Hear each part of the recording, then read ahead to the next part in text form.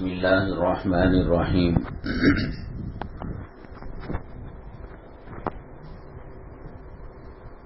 الحمد للہ نحمده ونستعینه ونستغفره ونؤمن به ونتوکل علیہ ونعوذ باللہ من شرور انفسنا ومن سیئات اعمالنا من يهده الله فلا مضل له ومن يضلله فلا هادي له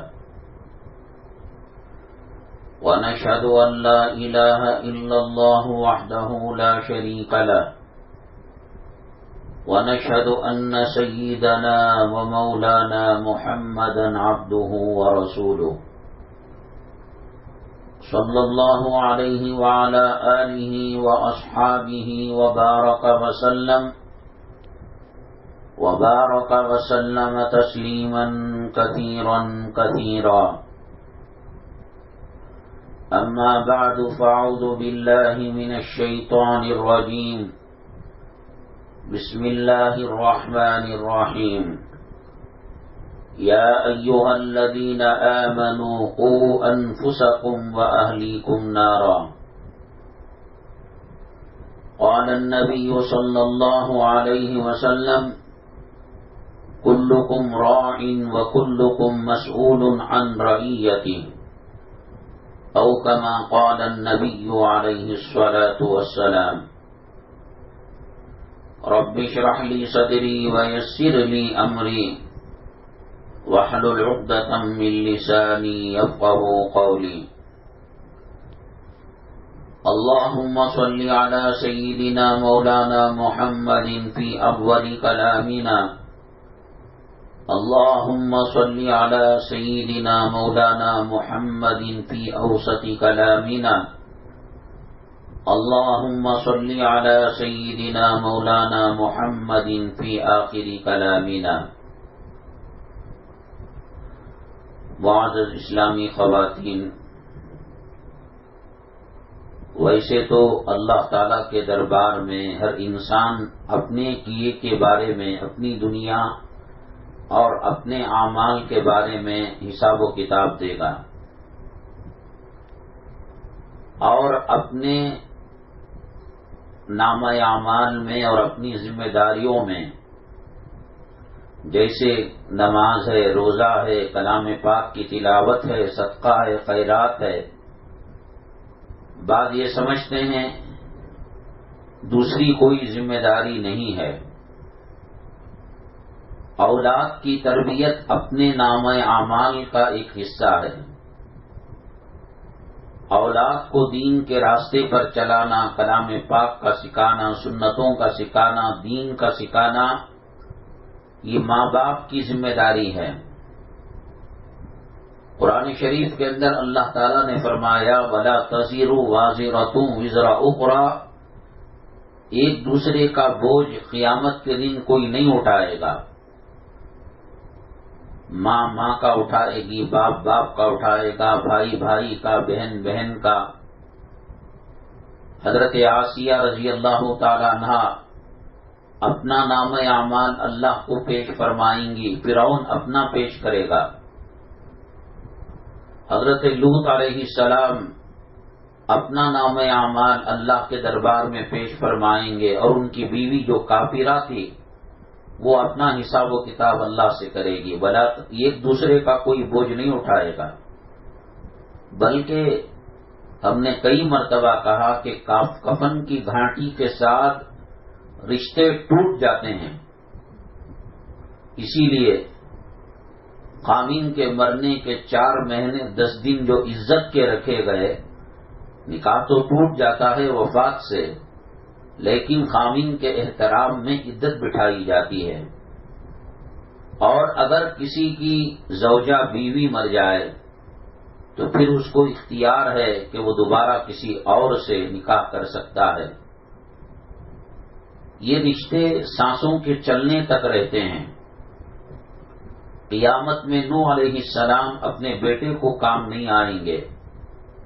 نبی کریم صلی اللہ علیہ وسلم حضرت فاطمہ الزہرا رضی اللہ تعالی عنہا، آپ کی نور نظر، آپ کی لفت جگر، آپ کی چہیتی بیٹی، اور آپ نے جن دل و جان سے جن کو چاہا تھا ان کو دنیا میں کہہ دیا کہ مال لینا ہے، دولت لینا ہے، روپیہ لینا ہے، پیسہ لینا ہے، باغات لینا ہے، کوٹیاں بنگلے لینے ہیں، لے لو۔ قیامت کے دن اگر ایک سبحان اللہ کی کمی تمہارے پلڑے میں ہوگی نام اعمال میں، تو پھر یوں نہ کہنا کہ میرے ابا سرکار دو عالم صلی اللہ علیہ وسلم تھے، پیغمبروں کے سردار تھے، سید الاولین تھے، سید الآخرین تھے، ساقی کوثر ہیں، شافی محشر ہیں، یہ کچھ نہیں چلے گا حسب و نسب، ایک دوسرے کے بارے میں کچھ نہیں چلے۔ اللہ کے نبی صلی اللہ علیہ وسلم کی صاحبزادی اللہ تعالیٰ نے نبی کریم صلی اللہ علیہ وسلم کے ذریعے سے کہلوایا، وَسَيِّدَةُ نِسَاءِ أَهْلِ الْجَنَّةِ فاطمہ، جنتی عورتوں کی سردار ہیں حضرت فاطمہ رضی اللہ تعالی عنہا، اور ان کے بارے میں کہا کہ لینا ہے لے لو، قیامت کے دن میں محمد صلی اللہ علیہ وسلم تمہارے کام نہیں آ سکتا۔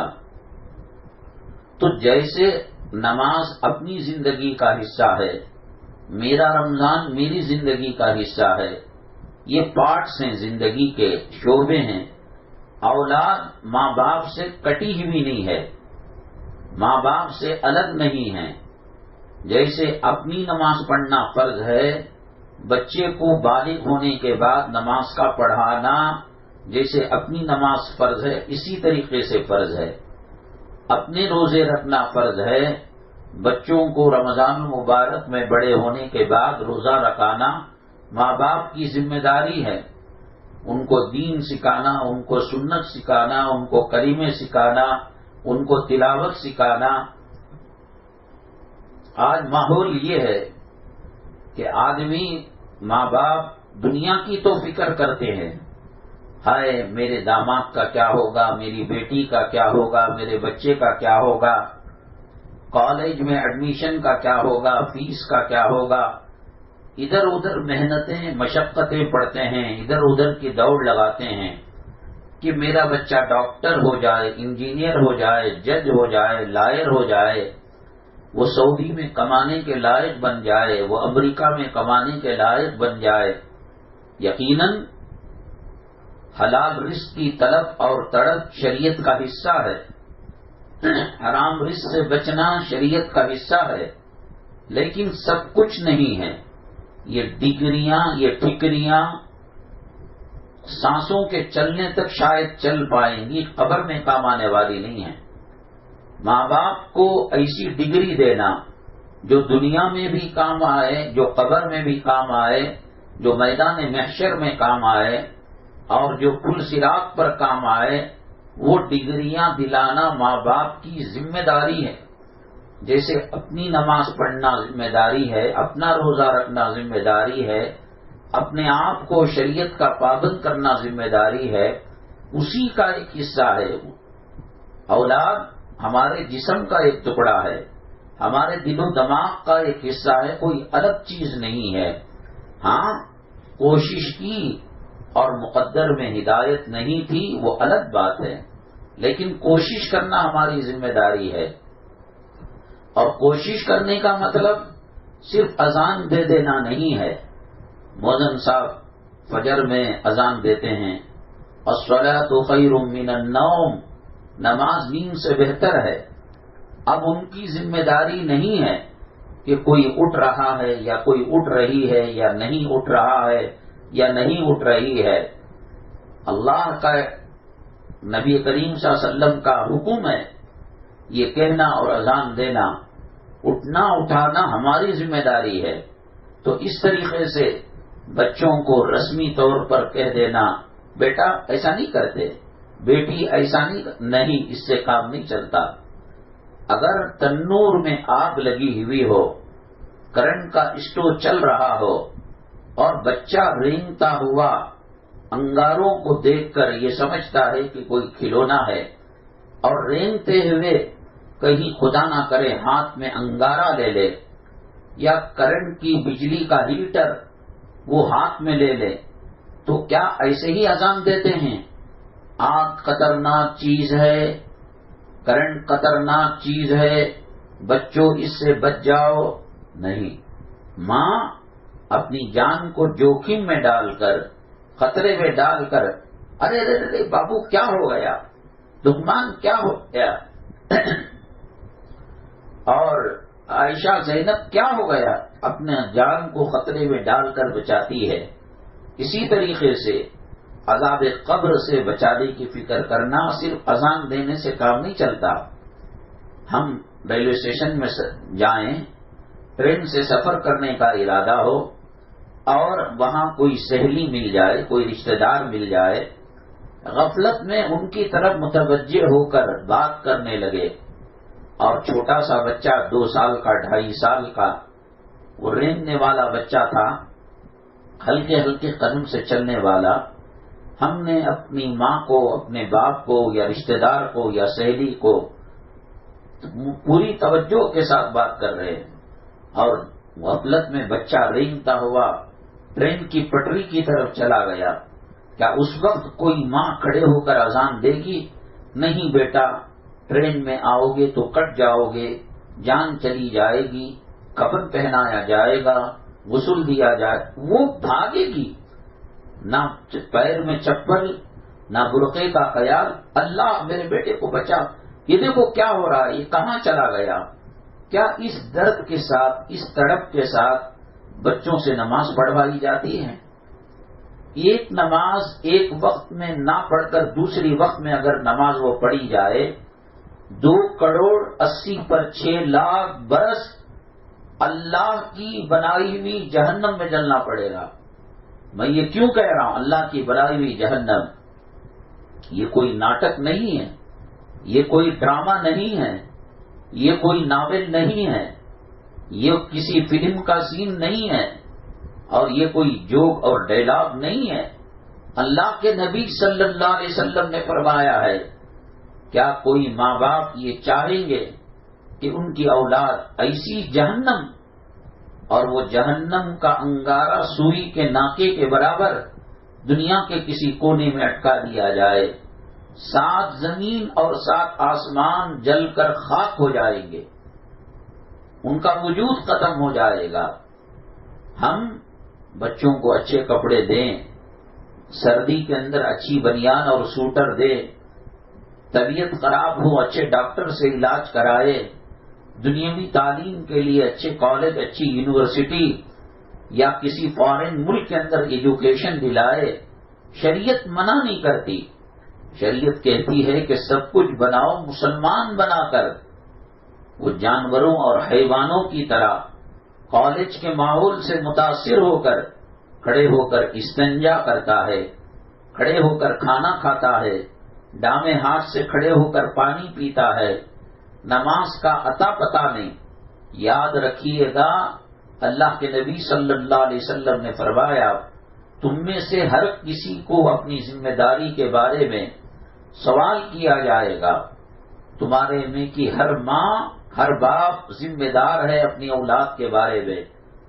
قیامت کے دن جہاں اپنا حساب و کتاب دینا ہوگا، ہم کو یہ بھی حساب و کتاب دینا ہوگا۔ بیٹی کو جہیز کے اندر فریج بھی دیا، واشنگ مشین بھی دی، قیمتی امپورٹڈ کار بھی دی، بنگلہ بھی دیا، کپڑے لتے بھی دیے، سونے چاندی بھی دیا، زیورات بھی دیا، گھر کا ساز و سامان بھی دیا، ایمان نہیں دیا، قرآن کی تعلیم نہیں دی، نبی کریم صلی اللہ علیہ وسلم کی سنتیں نہیں دی، پردہ نہیں دیا، اور برقعے کی تعلیمات نہیں دی، یہ تو وہ ہے جو قارون کے خزانے کا حصہ تو ہو سکتا ہے، لیکن عذاب قبر سے بچانے والی چیز نہیں ہو سکتی۔ آپ 7 زمین 7 آسمان، قیمتی ہیرے موتی جواہرات دے دے، لیکن کلمے کا ترجمہ اس کو معلوم نہ ہو، نبی کریم صلی اللہ علیہ وسلم کے بارے میں معلوم نہ ہو، نماز اور وضو کے فرائض کے بارے میں معلوم نہ ہو۔ کتنی خواتین ہیں جو آنکھ کے اوپر بھویں آتی ہیں، اس کو کاٹتی ہیں، تراشتی ہیں اپنے چہرے کو خوبصورت بنانے کے لیے، اللہ کے نبی جناب محمد الرسول اللہ صلی اللہ علیہ وسلم نے فرمایا تراشنے والی اور جس کو تراشا جاتا ہے دونوں پر خدا کی لعنت ہے، پھٹکار ہے. اور جس پر خدا کی لعنت ہو کیا وہ چہرہ جنت میں جا سکتا ہے؟ کیا وہ چہرہ قبر کے اندر اللہ کے جنت کی کھڑکی کو کھلوا سکتا ہے؟ ایک چھوٹی سی بات میں کہہ رہا ہوں. فقہا نے کتابوں میں لکھا ہے آٹا گوندتے ہوئے ناخنوں کے اندر آٹا چلا گیا اور ایسے سخت ہو گیا کہ پانی پہنچ نہیں پا رہا ہے تو اس کا غسل بھی نہیں ہوگا، اس کا وضو بھی نہیں ہوگا. اور جس کا غسل نہیں اس کا وضو نہیں، جس کا وضو نہیں اس کی نماز قبول نہیں. آپ بتائیے، کسی مفتی صاحب سے پوچھنے کی ضرورت ہے کہ صاحب وضو ضروری ہے اور وضو کب ہوتا ہے؟ جب ہر وضو کے اعضاء پر پانی پہنچ جائے. جب آٹے کا مسئلہ یہ ہے اور غسل کا مسئلہ پاؤں کے ناخنوں پر، ہاتھوں پر نیل پالش لگی ہوئی ہے اور ریموور سے نکالنے کی کوشش کی، بلیڈ سے کھرچنے کی کوشش کی، تھوڑا بہت تو نکل گیا لیکن ایک سوئی کے ناکے اور سوراخ کے برابر اگر وہ نیل پالش رہ گئی یا ہونٹوں پر لپسٹک رہ گئی. ایک تو یہ ہے کہ ان چیزوں کا استعمال ناجائز ہے. یہ وہ چیزیں ہیں جو خنزیر اور سور کی چربی کے بغیر بنتی ہی نہیں ہیں. اس لیے کہ دنیا کے اندر انسان کا جو ٹیمپریچر ہے، جسم کی گرمی ہے، وہ مرغی کے چربی کو پگھلا دیتی ہے. آپ جنوری کے مہینے میں، دسمبر کے مہینے میں جب سردی بہت عروج پر ہوتی ہے، بہت زیادہ ہوتی ہے، آپ کشمیر چلے جائیں، آپ نارتھ انڈیا، یہاں کی سردی اتنی معلوم نہیں ہوتی. نارتھ انڈیا، شمالی ہندوستان، دلی، دیوبند، سہارنپور آپ چلی جائیں دسمبر کے آخر میں، جنوری کے شروع میں، اپنے ہاتھ میں مرغی کی چربی رکھیے، پگھل جائے گی. بکرے کی چربی رکھیے، پگھل جائے گی. کب؟ گرمیوں میں نہیں، برسات کے دنوں میں نہیں، جب سردیوں میں پانی جم جاتا ہو اور پانی کے اوپر برف کی ایک سطح بن جاتی ہو، ایسے میں بھی اللہ انسان کے جسم میں وہ ٹیمپریچر اور گرمی رکھتا ہے کہ مرغی کی چربی پگھل جاتی ہے. جتنے حلال جانور ہیں سب کی چربی پگھل جاتی ہے. خنزیر جو سور ہے، ناپاک نجس العین جانور، جس کا نام لیتے ہوئے، سنتے ہوئے کراہت محسوس ہوتی ہے اور ایک گھن آتی ہے، اس کی چربی خدا نہ کرے آپ ہاتھ میں رکھ کر دیکھیں نہیں پگھلتی. تو چنانچہ لپسٹک اور نیل پالش جو ہوتی ہے وہ بہت دیر تک جسم میں رہنے کے لیے اس کے اندر اگر مرغی کی چربی ملائیں پگھل جائے گی، بکری کی چربی لگائیں پگھل جائے گی. اور آپ اونٹ کی، بھینس کی، گائے کی، یہ سب حلال جانور کی چربیاں پگھل جائیں گی. اور نیل پالش کو بہت دیر تک رہنا ہے اور لپسٹک کو بہت دیر تک رہنا ہے، تو اس کے اندر خنزیر اور سور کی چربی ملائی جاتی ہے تاکہ ہماری کمپنی کی لپسٹک اور نیل پالش عورت کے حسن کو اور اس کی خوبصورتی کو دیر پا قائم رکھے. اب بتائیے اس کا لگانا کیا ان مسلمان کے لیے جائز ہے؟ کیا خنزیر کا نام لینے کے اندر کراہت آتی ہے، جسم میں جھرجھراہٹ آتی ہے؟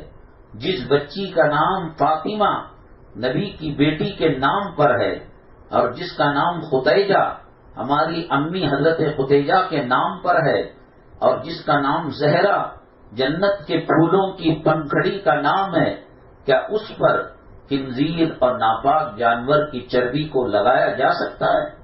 اور اس کے ہوتے ہوئے کیا وضو ہو سکتا ہے؟ کیا نماز ہو سکتی ہے؟ کیا غسل ہو سکتا ہے؟ کتنا بھی آدمی ریموور سے یا بلیڈ سے کھرچے، اگر ایک سوئی کے ناکے کے برابر وہ باقی رہتے ہیں، نہ غسل صحیح ہے، نہ وضو صحیح ہے، اور نہ اللہ تعالیٰ اس کی عبادت کو قبول کرتے ہیں. بچپنے سے بچیوں کے ایسے کپڑے پہنانا جس کے اندر ایسا فراق ہوتا ہے کہ 2 تاغوں کے اندر اٹکا ہوا ہوتا ہے. بچے کو کیا معلوم ہے، بچی کو کیا معلوم ہے، 2 سال کی، 2.5 سال کی، 3 سال کی بچی، گھٹنے کے اوپر اس کا فراق اور ایک چھوٹی سی چڈی پہنا دی جاتی ہے، اور وہ فراق اور وہ جمپر اتنا مہین اور باریک اور ٹرانسپلانٹ ہوتا ہے کہ اس کے پہنانے کے بعد اس کے جسم کا حصہ اس کپڑے سے نمایاں ہوتا ہے اور دکھائی دیتا ہے. جیسے گلاس پانی کا شیشے کا ہو تو اس کے اندر جو چیز ڈالی جاتی ہے، آپ شربت ڈالیں تو شربت کا کلر دکھے گا، آپ روح افزا ڈالیں خون کا رنگ آئے گا، آپ پانی ڈالیں پانی کا رنگ نظر آئے گا. تو بچپنے کی اٹھان میں ان کی تربیت عملی طور پر پریکٹیکل، نہ پاؤں کھلے ہاتھ کھلے، اور پھر اس کے بعد ایک مختصر سا کپڑا، تو ان کی فطرت اور گھٹی کے اندر نیم برہنہ کپڑے، گندے وہ کپڑے کہ جس کی وجہ سے اللہ کی رحمت رک جاتی ہے اور اللہ کا عذاب متوجہ ہوتا ہے. یہ کس کی ذمہ داری ہے؟ عورت بچیوں کو پردہ سکھانا، نماز سکھانا، وضو سکھانا، اور وضو کے وقت چیک کرنا کہ کہیں کھیلتے کھیلتے ہاتھوں میں نیل پالش تو نہیں لگ گئی، لپسٹک تو نہیں لگ گئی. یہ سب بنیادی مسائل ہیں.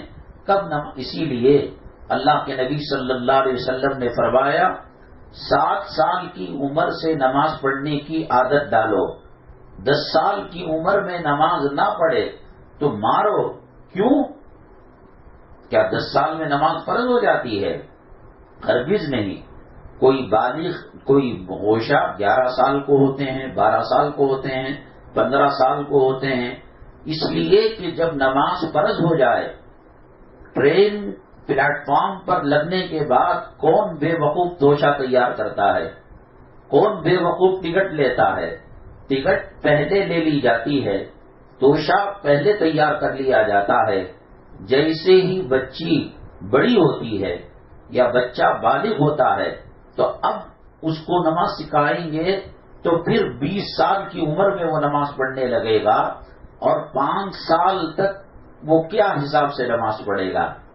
ایک نماز وقت پر نہ پڑھنے کی وجہ سے 2,80,00,000 پر 6 لاکھ برس جہنم میں جلنا پڑے گا. یہ ماں اپنے لخت جگر کو، یہ ماں اپنے بیٹے کو، یہ ماں اپنی بٹیا کو جہنم میں ڈالے گی. کیا یہ شریعت اجازت دیتی ہے؟ کیا ماں باپ کو اس کے بارے میں پوچھ نہیں ہوگی؟ دیکھو، میں اللہ کی قسم کھا کر کہتا ہوں، قیامت کے دن اللہ ماں باپ سے یہ سوال نہیں کرے گا کہ تمہارے 7 بچے تھے، کیوں ڈاکٹر نہیں بنایا، کیوں انجینئر نہیں بنایا، کیوں پروفیسر نہیں بنایا، کیوں وکیل اور لائر کیوں نہیں بنایا، کیوں منسٹر نہیں بنایا، کیوں MLA نہیں بنایا، کیوں MP نہیں بنایا. یہ سوال اللہ تعالیٰ نہیں کریں گے. اللہ تعالیٰ یہ پوچھیں گے وضو آتا تھا نہیں آتا تھا، نماز پڑھنی آتی تھی نہیں آتی تھی، قرآن شریف پڑھنا آتا تھا نہیں آتا تھا. بچوں کو ماؤں کے پیٹ میں آ جانے کے بعد اس بات کی فکر کی جاتی ہے کون سی کانوینٹ اسکول کے اندر اس کو پڑھایا جائے، اس کو ڈاکٹر بنائے. بڑی فکریں ہوتی ہیں. ابھی 7 مہینہ چل رہا ہے، ابھی 9واں مہینہ چل رہا ہے، اور کسی نے کسی طریقے سے بتا دیا کہ ہونے والی بچی ہے یا ہونے والا بچہ ہے، تو ماں باپ پیسہ جگاڑ کر کر، زیورات کو بیچ کر اس بات کی کوشش کرتے ہیں کہ بچہ انجینئر بنے، ڈاکٹر بنے، فلاسفر بنے، اور وکیل بنے، جج بنے، لائر بنے. یہ فکریں ہوتی ہیں. لیکن کیا اس بات کی فکر کی جاتی ہے کہ بچے کو جنت کے راستے پر چلایا جائے؟ یہ کس کی ذمہ داری؟ میں نے کہا کہ اللہ تبارک تعالیٰ یہ نہیں پوچھیں گے کہ ڈاکٹر کیوں نہیں بنایا اور لائر کیوں نہیں بنایا. اللہ ماں باپ سے پوچھیں گے. جیسے اپنے اعمال کے بارے میں اللہ کو جواب دینا ہے، ایسے ہی اولاد کے بارے میں اللہ کو جواب دینا پڑے گا کہ ہم نے نماز سکھائی نہیں سکھائی. بچوں کے ایڈمیشن کے لیے اب یہ پریسٹیج کا مسئلہ، عزت کا مسئلہ، وقار کا مسئلہ. ایک بہنہ دوسری بہنیں سے شادی خانے میں پوچھتی ہے تمہارا بچہ کہاں پڑھ رہا ہے؟ گورنمنٹ اسکول میں. ایسا منہ جیسے اتری ہوئی دال اور جیسے سویا ہوا چہرہ، گویا بڑی توہین کی بات. لیکن کیا اس بات کی فکر ہے کہ تمہارے بچے کو 5 کلمے آتے ہیں؟ میرا بچہ آکسفورڈ میں پڑھ رہا ہے، بشپ کاٹن میں پڑھ رہا ہے، اور ماہانہ 5,000 روپے فیس ہے. ایئر کنڈیشن میان اس کو لے جاتی ہے اور لے آتی ہے. برتھ ڈے منایا جاتا ہے اسکول میں. اسکول کے اندر ماں باپ کا یوم والدین منا کر جشن کیا جاتا ہے. اللہ نے بچوں کو انسان بنایا، لیکن ان کو طوطا، پری، جانور، گیدڑ، شیر، لومڑی، یہ سب چیزیں ڈال کر ان کا ڈرامہ کرایا جاتا ہے. اللہ کہتے ہیں لقد خلقنا الانسان فی احسن تقویم، ہم نے انسان کو سب سے زیادہ حسین بنایا اور سب سے زیادہ خوبصورت بنایا. امام شافعی رحمت اللہ علیہ کے زمانے میں ایک میاں بیوی صحن اپنے گھر کی چھت پر گرمی کی وجہ سے سو رہے تھے، آرام کر رہے تھے. گھر میں وہ زمانہ ایئر کنڈیشن کا نہیں تھا، الیکٹریسٹی اور کرنٹ کا، فینوں کا زمانہ نہیں تھا، تو پردے کے ساتھ گھروں کے صحن میں، آنگن میں یا گھر کی چھت پر ہوا کے لیے سویا کرتے تھے. تو میاں بیوی آپس میں بات کر رہے تھے. کرتے کرتے شوہر نے بیوی سے کہا چاند کو دیکھ کر، ستاروں کو دیکھ کر، اگر تم چاند سے زیادہ خوبصورت نہیں ہو، اگر ستاروں سے زیادہ حسین نہیں ہو، تو تم کو میری طرف سے طلاق. اب یہ بڑی پریشان ہو گئی. بھلا کسی کا چہرہ اور چہرے کا نور اور جسم کا حسن ستاروں سے زیادہ ہو سکتا ہے کیا؟ چاند سے زیادہ ہو سکتا ہے؟ بولنے کا بول دیا اور گھبرا گیا. صبح ہوئی، اللہ اللہ کر کر تہجد پڑھی، فجر کی نماز پڑھی، اشراق کی نماز پڑھی، اور پڑھنے کے بعد حضرت امام شافعی رحمۃ اللہ علیہ کے پاس آئے. کہا کہ حضرت غضب ہو گیا رات میں. میرے خامند نے کہا کہ میرا چہرہ اور میرا جسم چاند ستاروں سے زیادہ خوبصورت نہیں ہے، تو مجھ پر 3 طلاق. میں ایک کالی کلوٹی، میں ایک بدشکل انسان ہوں. کہاں چاند ہے، کہاں ستاروں کی چمک دمک ہے، کہاں 14ویں کے چاند کی چاندنی ہے؟ کیسے ہو سکتا ہے کہ اس کا مقابلہ انسان کر سکے؟ امام شافعی رحمت اللہ علیہ نے فرمایا کہ جاؤ آرام سے جورو مرد عزت کی زندگی گزارو. آئندہ اگر کوئی بات کہنی ہے سوچ سمجھ کر شریعت کو سامنے رکھ کر کہو. یہ طلاق کوئی مذاق نہیں ہے، اور یہ زندگی اور یہ نکاح کا جوڑا کوئی مذاق نہیں ہے. حضرت سے خامند نے کہا، پوچھا حضرت آپ نے کیسے کہہ دیا کہ ہمارا نکاح نہیں ٹوٹا؟ یہ کالی کلوٹی جو ہے بد شکل عورت ہے، بھلا چاند کی چاندنی سے اس کے منہ کا کیا لینا دینا؟ یہ بد شکل اور بدحیت اس کا جسم ہے، بھلا اس کا ستاروں کی چمک دمک سے کیا لینا؟ میاں تم نے قرآن پڑھا نہیں. اللہ نے کہا چاند کو بنانے والا کون ہے؟ اللہ. ستاروں کو بنانے والا اللہ. زمینوں کو بنانے والا، آسمانوں کو بنانے والا، عرش و کرسی کو بنانے والا، فرشتوں کو بنانے والا، جنت کو بنانے والا، پھولوں میں مسکراہٹ دینے والا، شبنم میں نرمی دینے والا اور برف میں سردی دے کون ہے؟ اللہ ہے. تیری بیوی کو کس نے بنایا؟ اللہ نے بنایا. وہ اللہ کہتا ہے لقد خلقنا الانسان فی احسن تقویم، ہم نے انسان کو سب سے بہترین بنایا ہے. چاند سے بھی، ستاروں سے بھی، سورج سے بھی، زمین و آسمان میں جو مخلوق ہے، جو پھول ہیں اور جو سمندر کی روانی ہے، جو چاند کی چاندنی، اللہ نے کہا، اللہ نے بنایا. کیا تجھے اللہ کی بات پر بھروسہ نہیں ہے؟ تو اس طریقے سے انسان اس بات کی ماں باپ فکر کرے کہ دین کی تعلیم بچوں کے اندر ٹھوس ٹھوس کر رکھی جائے.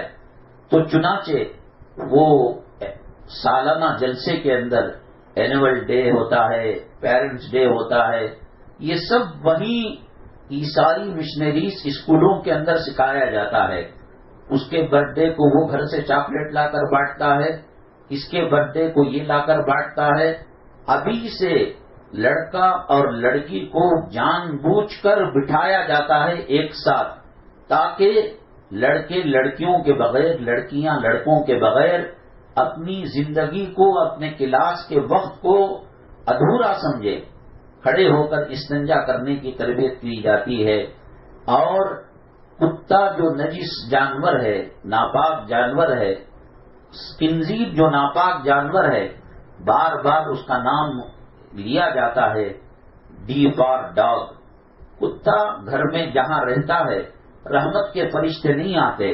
مسلمان اندرونی روحانی طور پر ایک قسم کی کراہت محسوس کرتا ہے کتے کے نام سے، خنزیر کے نام سے.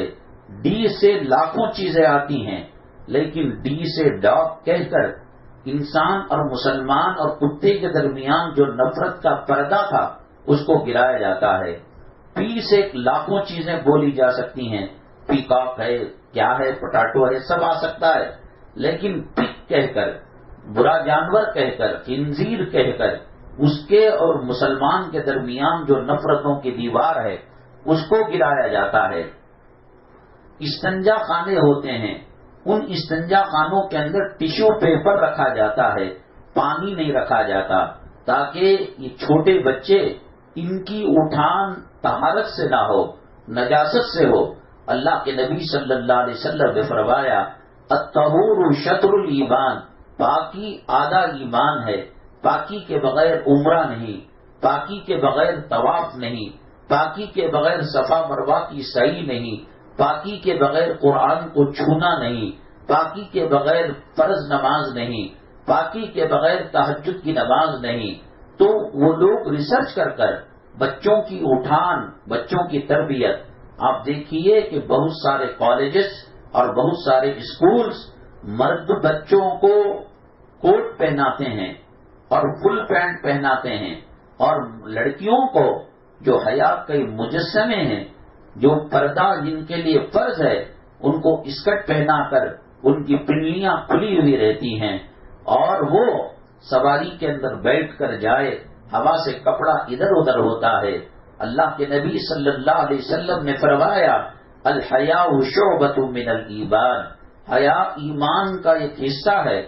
ہم تحقیق کریں نہ کریں، ہمارے دشمن قرآن و حدیث پر ریسرچ کر کر انسان اور مسلمان سے طہارت کو تڑواتے ہیں اور شرم و حیا کا جنازہ نکالا جاتا ہے.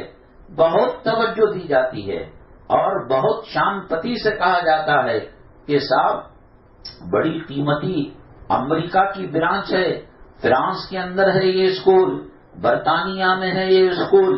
ہاں صاحب، تم پڑھا رہے ہو برطانیہ والی اسکول میں، امریکہ کی شاخ میں، امریکہ کی اسکول کی برانچ میں، لیکن کلام پاک کس سے پڑھوا رہے ہو؟ کلام پاک جو تجوید نہیں جانتا، کلام پاک عربی زبان میں ہے.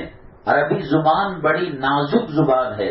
کلام پاک میں اللہ نے فرمایا انا صببنا الماء صبا، یہ صاد، یہ سین، یہ سے، یہ تینوں کے الفاظ اور تینوں کا مخرج اور تینوں کی ادائیگی الگ الگ ہے. صاد کو الگ کہا جاتا ہے، سین کو الگ کہا جاتا ہے. السلام علیکم میں سین ہے، اور انا صببنا الماء میں صا ہے، اور وبث فیہا وہاں سا ہے. تو تین حرف ہیں اور تین حرف کی ادائیگی کا طریقہ الگ ہے. قرآن اللہ کی عربی زبان، جنت کی عربی زبان میں ہے، وہ اتنی حساس ہے، ذرا کے زیر پر، ذرا سے زبر پر زمین و آسمان کا فرق ہو جاتا ہے. صراط الذین انعمت، اے اللہ وہ راستہ جس پر تو نے انعام کیا ہے. انعمتا کو بھول کر اگر کوئی انعمتو پڑھ دیتا ہے اور سمجھتا ہے کہ اس کا معنی یہ ہے، وہ اسلام سے نکل جاتا ہے اور اس کی شادی ٹوٹ جاتی ہے، اور اس کی کوکھ سے پیدا ہونے والے بچے ناجائز پیدا ہوتے ہیں. جب نکاح ٹوٹ جاتا ہے تو پھر بچے ناجائز ہوتے ہیں. صرف انعمتو کہا، انعمتو کے معنی میں نے انعام کیا. انعمتا کے معنی اے اللہ تو نے انعام کیا. سببنا الماء کے معنی سواب سے پڑھا جائے تو پانی برسانے کے ہیں. اللہ کہتے ہیں کہ ہم نے بارش کا پانی دیا، تمہاری زندگی کے لیے پانی دیا، یہ ہماری نعمت ہے. اگر سواد کے بجائے سین سے پڑھے انا سببنا العیاذ باللہ تو اس کے معنی یہ ہے کہ اللہ کہتا ہے کہ میں نے گالی دی. اللہ کی طرف گالی کو منسوخ کرنے سے آدمی کافر ہو جاتا ہے. چلو صاحب یہ بات آپ کو سمجھ میں نہیں آ رہی ہوگی، سورہ فاتحہ تو سمجھتے ہوں گے نا. الحمدللہ رب العالمین، الحمد میں لام کے بعد جو ہے وہ حلق سے نکلنے والی ہے اور ایک دو چشمی ہے. جیسے گدھے کے اندر جو ہے وہ الگ ہے اور الحمد میں جو ہا ہے وہ الگ ہے. اگر کوئی الحمد میں تجوید کی رعایت کرے بغیر، عربی لینگویج کو سیکھے بغیر الحمد کی ہے کے بجائے ہے پڑھ دے دو چشمی، تو اس کے معنی یہ ہیں تباہی اور بربادی اور گالیاں، یہ سب کچھ اللہ کے لیے. العیاذ باللہ. کیا یہ کہنے کے بعد مسلمان باقی رہتا ہے؟ قرآن بڑے علماء سے پڑھائے، بڑے مدارس میں پڑھائیں، بڑے اسکولوں کے اندر پڑھا کر حیا کا جنازہ نکالنا، شرم کا جنازہ نکالنا، مرد و عورت کی فطرت کی دیوار کو گرانا، اللہ کی حرام کی ہوئی چیزوں کی محبت دل میں بسانا، انسان سے جانور بنانا، اس کے علاوہ کیا ہوتا ہے؟ ہماری نواسی، ہماری بچی، ہمارا بیٹا آج جو ہے فنکشن ہوا، اس میں گدھ بنا تھا، اس میں کتا بنا تھا، اس میں لومڑی بنا تھا. اللہ کہتے ہیں ہم نے تجھے بہترین انسان بنایا، اور یہ کالجز، یہ یونیورسٹیاں، یہ بچوں کے اسکول انسانیت کے دائرے سے نکال کر جنگل کا درندہ بناتے ہیں. اس دھرتی میں آسمان کے نیچے زمین کے اوپر اللہ نے سب سے اچھی جو مخلوق بنائی وہ انسانوں کی مخلوق بنائی. اس میں شرم، حیا اور غیرت اور سخاوت اور ایک دوسرے کی ہمدردی اور خیر خواہی کو رکھا. یہ اسکول جو عیسائی یہود و نصارہ کی مشنریوں پر کام کرتے ہیں، وہ چاہتے ہیں کہ انسانیت ختم ہو جائے. شریعت کے اندر جو تعلیمات ہیں اس میں دو چیزیں بڑی خطرناک ہیں. ایک علماء کو توہین کرنا، اولیاء کی توہین کرنا، اور دوسرا انٹرسٹ لینا دینا، سود لینا دینا، ماٹی کیچ پر گھر دینا لینا. کیوں؟ اس لیے کہ سود کے اندر کسی انسان کے خون کو پیا جاتا ہے. 1 لاکھ کی چٹھی 10 آدمیوں نے ڈالی، پہلی تاریخ کو چٹھی پکاری جاتی ہے. ایک آدمی نے کہا 90 پر 5000 میں لوں گا، دوسرے نے کہا 90,000 کے اندر لوں گا، تیسرے نے کہا 80 پر 5000 پر لوں گا. یہ بقیہ پیسہ جو بچتا ہے، فرض کرو کہ 80,000 پر کوئی چٹھی اٹھایا تو یہ 20,000 اس کی مجبوری، اس کی تکلیف، اس کی ماں کے جنازہ، اس کی بیوی کے ہاسپٹل کی فیس، اس کے بچوں کے نرسنگ ہوم کی فیس، اس کے خون کو بانٹ کر پی لیتے ہیں. انسانیت یہ ہے کہ جیسے انصار جب مکہ مکرمہ سے ہجرت کر مدینہ طیبہ گئے، مہاجرین گئے، انصار مدینہ طیبہ کے رہنے والے، اللہ کے نبی صلی اللہ علیہ وسلم نے کہا کہ تم دونوں آپس میں دینی بھائی ہو، ایک دوسرے کی مدد کیا کرو. تو جو انصار مدینہ طیبہ کے پہلے سے صحابہ تھے، انہوں نے 2 باغ دیے، 1 باغ دے دیا، 2 گھر تھے، 1 گھر دے دیا، 2 ساز و سامان بسترے تھے، 1 بسترا دے دیا.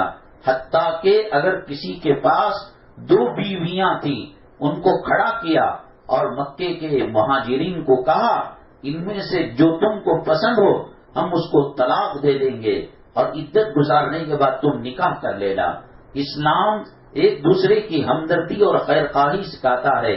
جنگ یرموک کے اندر صحابہ زخمی پڑے ہیں، پانی کی سخت ضرورت ہے. ایک صحابی ایک مشکیزے میں پانی لے کر پہلے والے صحابی کے پاس جاتے ہیں، وہ مرنے کی حالت میں ہیں اور مرنے سے ان کو پتا ہے کہ بیوی بیوہ ہو جاتی ہے، بچے یتیم ہو جاتے ہیں، ہماری جان نکل جاتی ہے. سکرات کے مرحلے سے اور موت کی شدت کے مرحلے سے گزرنا پڑتا ہے. ایسی حالت میں وہ صحابی کہتے ہیں جاؤ بغل میں جو دوسرے صحابی ہیں ان کو پانی کی زیادہ ضرورت ہے، وہاں لایا جاتا ہے. وہ کہتے ہیں تیسرے نمبر پر جو صحابی ہیں ان کو پانی کی زیادہ ضرورت ہے، تیسرے نمبر پر لایا جاتا ہے. حتیٰ کہ تماموں سے گزر کر جب پہلے نمبر پر آتے ہیں وہ شہید ہو چکے ہوتے ہیں. اسی لیے اللہ نے کلام پاک میں فرمایا یؤثرون علی انفسہم ولو کان بہم خصاصہ. وہ ایک دوسرے کی مدد کیا کرتے تھے اور دوسروں کی خیر خواہی کیا کرتے تھے، اپنوں کی تکلیف کو برداشت کر لیا کرتے تھے. ایک صحابی ایک گھر میں مہمان ہو کر گئے اور گھر میں کھانا اتنا تھا، بچے کھاتے ماں باپ بھوکے رہتے، ماں باپ کھاتے بچے بھوکے رہتے، اور اس پر سے یہ صحابی مہمان آ گئے. ماں باپ نے مشورہ کیا تو ماں نے کہا میں بچوں کو ایسی لوری سناتی ہوں کہ بچے سن کر وہ سو جائیں اور گہری نیند کے اندر چلے جائیں. بعد میں دسترخوان بچھانا اور تم بھی مہمان بھی کھانے کے لیے بیٹھنا، میں ایک وقت کا فاقہ کر لوں گی، مجھے کوئی بات نہیں، اللہ اجر دے دے گا.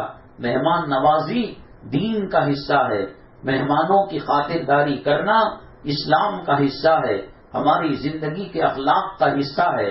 چنانچہ بیگم نے کہا دسترخوان بچھا لینا، تم اور مہمان بیٹھ جانا، میں کھانا پروسوں گی، دسترخوان پر رکھ دوں گی، چراغ جلتا رہے گا، تم یہ کرنا کہ پانی لینے کے بہانے یا کسی طریقے سے ہوا چلا کر چراغ کو بجھا دینا، اور پھر کھانے کی آواز منہ سے چپ چپ چپ کرنا کہ تاکہ مہمان یہ سمجھے کہ گھر والا بھی کھا رہا ہے. فکر یہ ہوتی کہ بچوں کو بھوکا سلا دے، ماں بھوکی رہ جائے اور باپ دسترخوان پر کھانے کی آواز کر کر چراغ کو گل کر دے اور مہمان کے پیٹ میں کھانا چلا جائے. یہ شریعت کی تعلیم ہے. اس لیے سود کسی انسان کی مجبوری کا ناجائز فائدہ اٹھانے کا نام ہے. میں نے بتایا کہ چٹ فنڈ کے اندر انسان کی جتنی مجبوری ہوتی ہے اتنا پیسہ وہ چھوڑ کر چٹ اٹھاتا ہے. 2 گناہ ایسے ہیں اللہ کہتے ہیں کہ میں ان کے خلاف اعلان جنگ کروں گا، میں ان کے خلاف لڑائی کروں گا. ایک اولیاء اللہ اور علماء کی بے عزتی کرنے والے، اور دوسرے سود اور انٹرسٹ پر لینے اور دینے والے.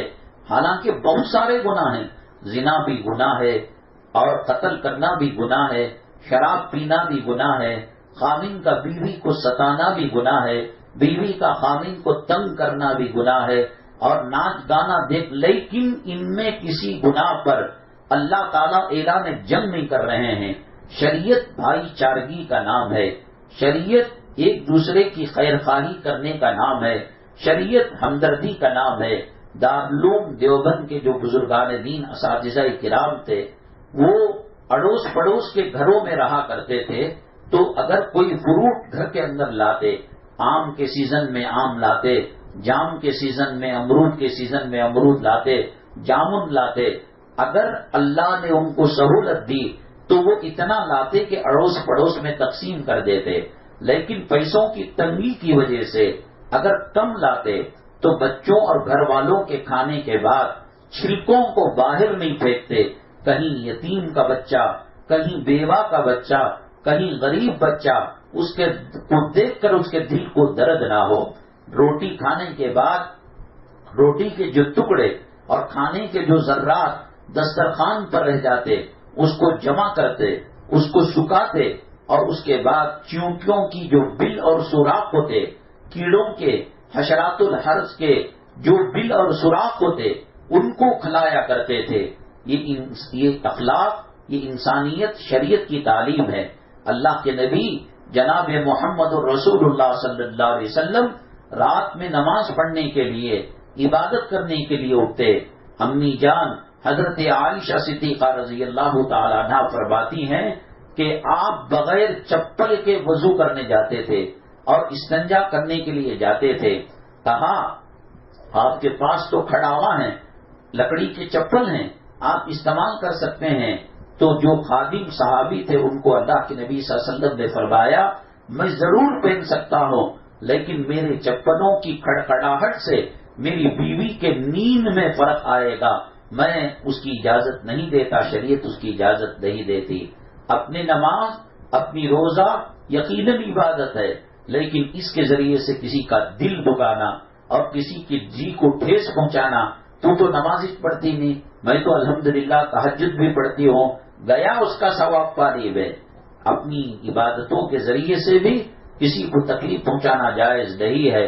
تو شریعت کا مزاج خیر خواہی ہے، اپنے چراغ کو بجھا کر مہمان نوازی کرنا اور اپنی بیویوں میں سے کسی بیوی کو طلاق دے کر دوسرے سے نکاح کرنا، باغات کا حصہ دینا، بھوکوں کو کھلانا اور مجبوروں کی مدد کرنا، یہ شریعت کا حصہ ہے۔ لیکن عیسائی تعلیم کے اندر خود غرضی سکھائی جاتی ہے، تو کھا لے، تو پی لے، تو اپنی زندگی دیکھ لے۔ نتیجہ یہ ہوتا ہے کہ بچے کی اٹھان جب غیر اسلامی تعلیمات کے ذریعے سے جانور بنایا گیا، حیوان بنایا گیا اور خود غرضی سکھائی گئی اور ٹوائلٹوں کے اندر ٹیشو پیپر رکھے گئے، پرانے اخبار کے ٹکڑے رکھے گئے، تو شروع سے ان کے اندر نجاست کی طبیعت ہو جاتی ہے۔ وہ خنزیر جس کا ہم بڑے پہلے کے بڑے لوگ تو نام بھی نہیں لیتے، وہ سمجھتے کہ اس سے وضو ٹوٹ جاتا ہے، وہ کہتے کہ ناپاک جانور ہے، اب وہ پی سے پک 100 مرتبہ یاد کر رہا ہے۔ اگر کسی چیز کو بار بار کہا جائے تو اس کی نفرت کم ہو جاتی ہے اور اس کی برائی کم ہو جاتی ہے۔ اسی لیے ماں باپ کی ذمہ داری یہ نہیں ہے کہ بچے کو اونچی تعلیم دیں، یہ قیامت میں پوچھ نہیں ہوگی، یہ دیں گے بھی، یہ قبر کے حد تک چلے گا، قبر میں یہ ڈگری نہیں چلے گی۔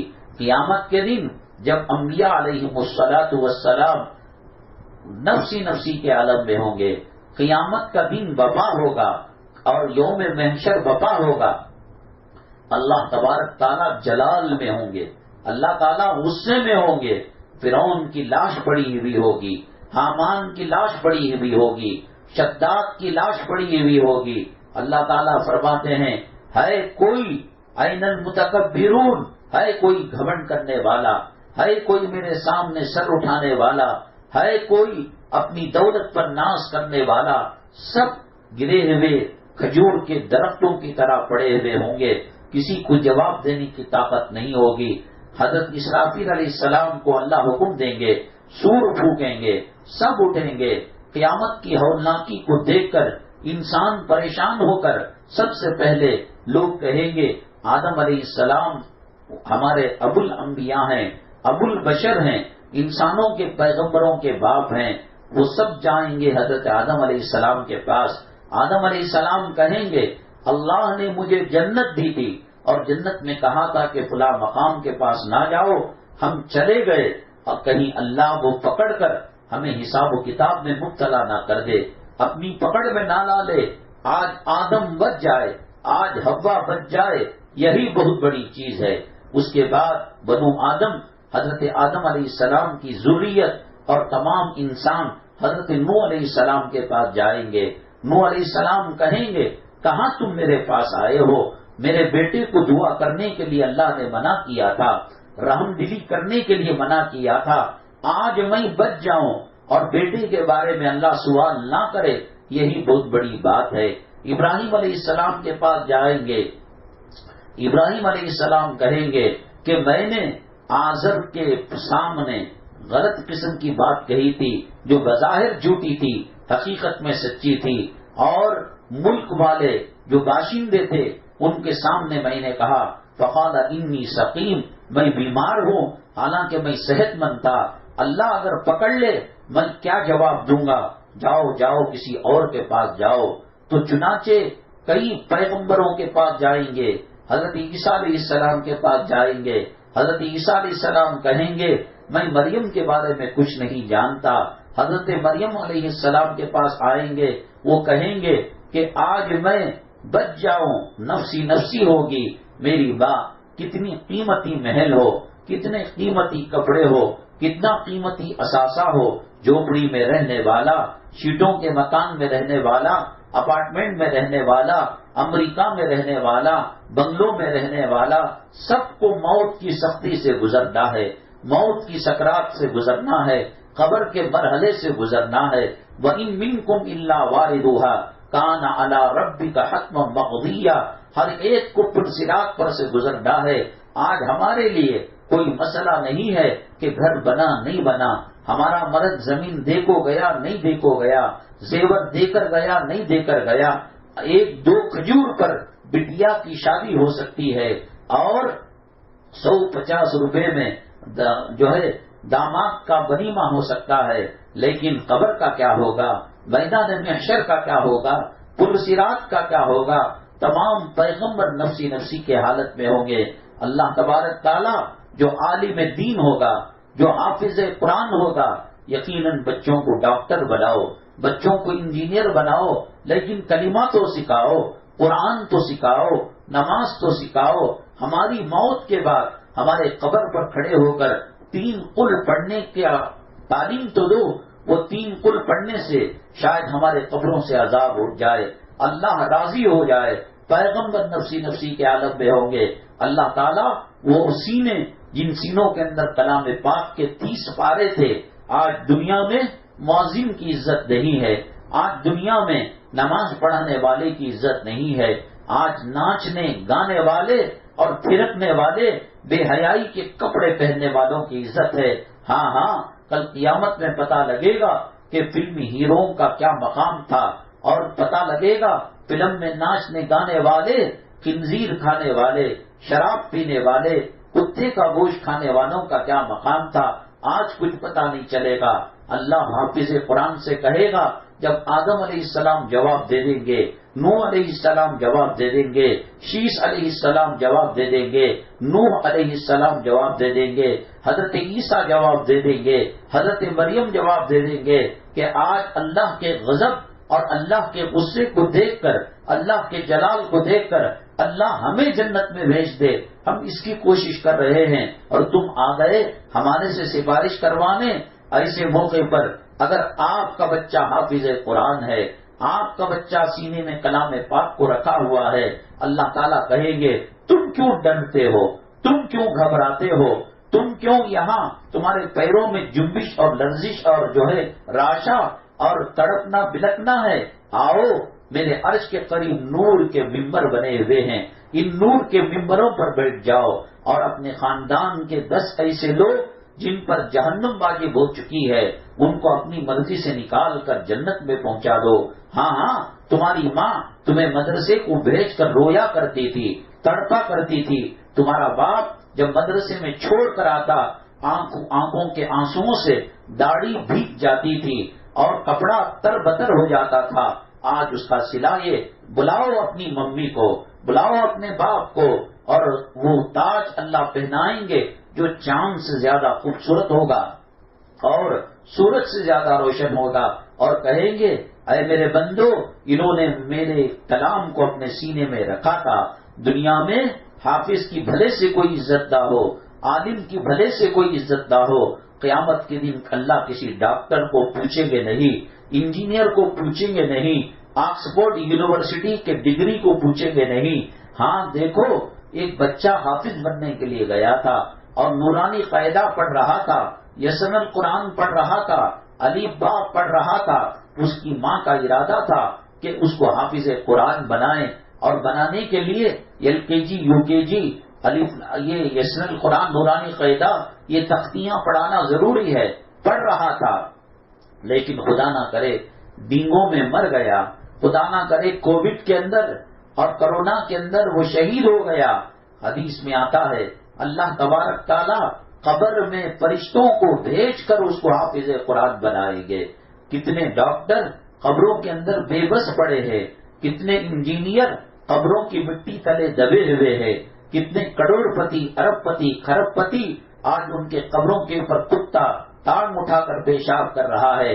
میرے اللہ کے نبی صلی اللہ علیہ وسلم فرماتے ہیں کہ ایک عالم دین، ایک نبی کا وارث، ایک نبی کا جانشین، ایک حافظ قرآن اگر کچھ نہ پڑھے، ابھی جو ہے وہ پڑھ رہا ہے، 30 کلام پاک کے پارے ہیں، پہلے پارے میں، پہلے صفحے میں، پہلے رکوع میں پہلی آیت کا سبق پڑھ رہا ہے، الف لام میم ذالک الکتاب لا ریب فیہ، ایک پارے کا حافظ نہیں، 2 پارے کا نہیں، 15، 10، 20، 30 کا نہیں، ابھی پڑھنا شروع کیا ہے۔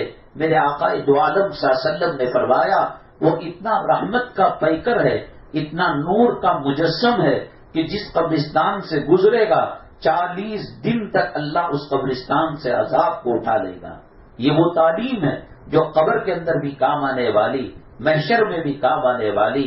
یقیناً سب کچھ بناؤ، لیکن مسلمان بنا کر اگر کلمہ پڑھنا نہ آئے اور آکسفورڈ کی ڈگری ہو، ڈاکٹر کی ڈگری ہو، یہ ڈگری تو قبر میں نہیں چلے گی، قبر میں قرآن کی ڈگری چلے گی، محشر میں نبی کی سنتوں کی ڈگری چلے گی۔ میں نے تو بتایا آپ کو کہ پیغمبر نفسی کے حالت میں ہوں گے، لیکن اللہ حافظ قرآن کو نور کے ممبر پر بٹھائے گا۔ میری مائیں اور بہنیں، اب ہر زمانے میں نت نئے قسم کے فتنے آتے ہیں۔ اب جو فتنہ چل رہا ہے مسلمانوں کو غیر مسلم بنانے کا، مرتد بنانے کا، اسلامی تعلیمات سے دور رکھنے کا، نبی کے طریقوں کے تعلق سے دلوں میں نفرت پیدا کرنے کا، اللہ تبارک تعالیٰ انشاءاللہ اگلے ہفتے ہم اس کے بارے میں ڈیٹیل بتائیں گے، تفصیل سے بتائیں گے یہ فتنہ مرتد بنانے کا کیا ہے اور کس طریقے سے نبی کریم صلی اللہ علیہ وسلم کی زندگی کی نفرت مسلمانوں کے دلوں میں ڈالی جاتی ہے۔ مسلمان نام کا مسلمان ہے، اندر سے وہ منافق ہے، اسے غیروں کے طریقے پسند ہیں، اسے حجاب پسند نہیں ہے، اسے پردہ پسند نہیں ہے، اسے نماز پسند نہیں ہے، اسے نبی کے طریقے پسند نہیں ہے، نام مسلمانوں کا ہے۔ یہ فتنہ چل رہا ہے، اللہ تبارک تعالیٰ ایسے فتنوں سے امت مسلمہ اور ہماری حفاظت فرمائے، اللہ دین پر ثابت قدمی نصیب فرمائے، اللہ تبارک تعالیٰ دین پر ہمارا خاتمہ ایمان کے ساتھ، کلمے کے ساتھ، طہارت کے ساتھ، سجدے اور شہادت کی بہت نصیب فرمائے۔ اللہ تعالیٰ جو بیمار ہیں ان کو صحت و شفا نصیب فرمائے، جو مرحومین ہیں اللہ تعالیٰ کروٹ کروٹ راحت نصیب فرمائے، اللہ جو قرض کی وجہ سے دیگر وجوہات سے مالی پریشانیوں میں ہیں اللہ ان کی پریشانیوں کو دور فرمائے، رزق حلال نصیب فرمائے، جن کے رشتے نہیں بن رہے ہیں اللہ انہیں نیک رشتے نصیب فرمائے۔ اللہ تبارک تعالیٰ اپنی ناپسندیدہ چیزوں سے ہماری اور امت مسلمہ کی حفاظت فرمائے۔ الحمدللہ رب العالمین والصلاة والسلام علی سید المرسلین وعلی آلہ وصحبہ اجمعین ومن تبعهم بإحسان إلى يوم الدين۔ اللهم ارحم امة محمد صلی اللہ علیہ وسلم، اللهم اصلح امة محمد صلی اللہ علیہ وسلم، اللهم فرج عن امة محمد صلی اللہ علیہ وسلم۔ سبحان ربك رب العزة عما يصفون وسلام على المرسلين والحمد لله رب العالمين۔